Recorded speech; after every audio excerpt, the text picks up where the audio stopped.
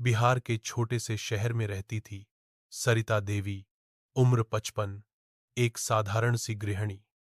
उनके पति की मौत को 10 साल हो चुके थे।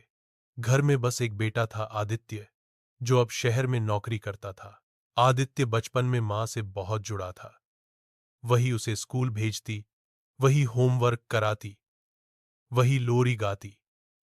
लेकिन जैसे जैसे उम्र और जिम्मेदारियां बढ़ीं, उनकी बातें भी कम होती गईं। फोन पर आदित्य जल्दी कहता, मां, मीटिंग है, बाद में बात करता हूं। और मां हमेशा कहती, ठीक है बेटा, काम पहले। पर फोन कटते ही खाली घर की खामोशी उनके कानों में चीख बन जाती। भाग दो लाल बॉर्डर वाली साड़ी। सरिता देवी की एक आदत थी, हर साल एक साड़ी खरीदती थी और अलमारी में रख देती थी।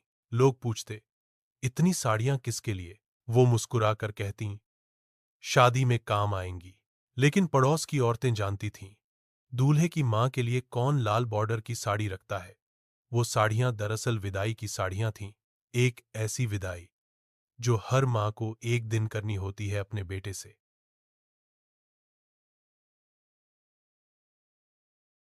एक रात मां ने आदित्य को फोन किया, बेटा, बुखार है थोड़ा, लगता है डॉक्टर को दिखाना पड़ेगा।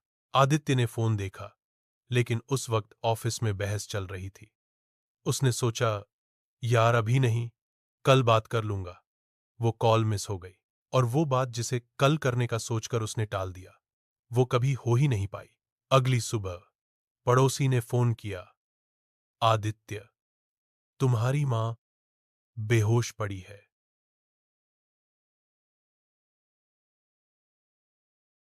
आदित्य दौड़ा आया, रोते हुए, पछताते हुए। उसने देखा मां की अलमारी खुली है। वहां ऊपर की रैक पर नीटली फोल्ड की हुई थीं सारी साड़ियां, उन्हीं में से एक पर एक पर्ची रखी थी, जिस दिन मैं न रहूं, ये साड़ी मेरी आखिरी विदाई के लिए पहनाना। मैं तैयार होकर जाना चाहती हूं। साड़ी मेरी आखिरी विदाई के लिए पहनाना। वो थी लाल बॉर्डर वाली साड़ी।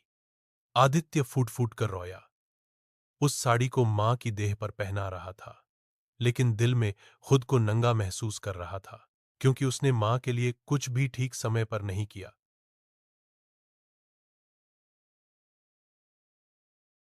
अलमारी साफ करते वक्त उसे एक और कागज मिला, एक अनलिखा सा खत, जो शायद कभी भेजना था, लेकिन भेजा नहीं गया। आदित्य, तू खुश रहना बेटा। मैं तेरी जिंदगी में बोझ बनना नहीं चाहती। तू काम कर, सपने पूरे कर। बस कभी कभी याद कर लेना, किसी को तेरी आवाज की बहुत आदत है। द भाग छ उसकी जिंदगी बदल गई। उस दिन के बाद आदित्य की हर रिंगटोन कानों में चुभती थी। हर बार जब वो साड़ी देखता, उसे एहसास होता, वो एक साड़ी नहीं थी, वो एक मां की आखिरी चाह थी कि उसके जाने पर भी वह अच्छा लगे। उसने घर के सबसे अच्छे फ्रेम में मां की तस्वीर लगाई, लाल बॉर्डर वाली साड़ी में।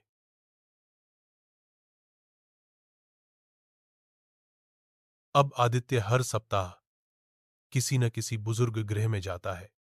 कहता है, मैं अपनी मां को नहीं बचा सका, पर मैं अब किसी और मां को अकेला नहीं छोड़ूंगा। कभी कभी वह बस बैठता है और चुप रहता है, क्योंकि अब उसने समझ लिया है, मां से बातें करने का समय कभी बाद में नहीं आता। मां इंतजार नहीं मांगती, बस याद किया जाना चाहती है। तुम चाहे जहां भी पहुंचो, तुम्हारी मां वहीं खड़ी रहती है, दरवाजे के पास, इस उम्मीद के साथ कि आज तो तुम थोड़ी देर बैठोगे।